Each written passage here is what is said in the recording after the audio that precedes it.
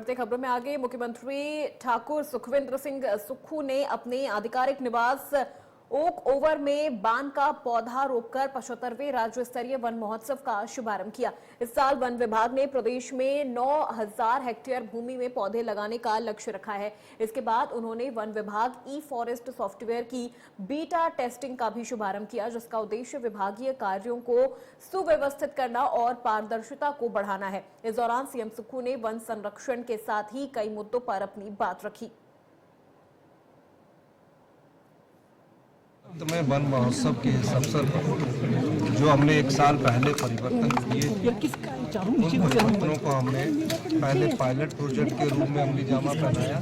आज पूरे प्रदेश में हम उनको लागू करने जा रहे हैं। क्या थे ये परिवर्तन? अगर कहीं रेंज में सूखा पेड़ गिर जाता था, उसको हम उठा नहीं सकते थे, और कोई बरसात के समय भारी तबाही आपदा के समय हुई, पेड़ सड़कों पर गिर गए, उसकी परमिशन को समय लग जाता था।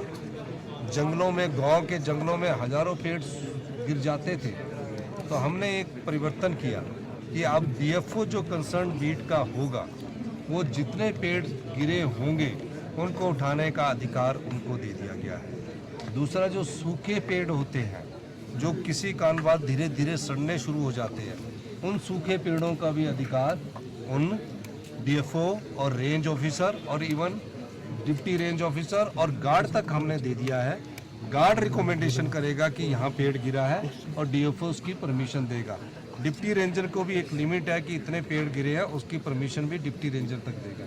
ये पहली बार 40 साल में हम इस व्यवस्था परिवर्तन हमने ये किया। दूसरा कि जो हमारे प्रोजेक्ट हो जाते थे एफसीए केसेस के बाद स्टेज 1 होती है और स्टेज 2 होती है। हमने कहा जो भी लीनियर प्रोजेक्ट होंगे, जैसे एनएचआई की 4 लेन बननी है, तो स्टेज 2 आने में 6 महीने लग जाते हैं, रोड खड़ा हो जाता है। तो जो भी रोड अपन हमारे बनेंगे उसमें भी डीएफओ को ये पावर दे दी गई है।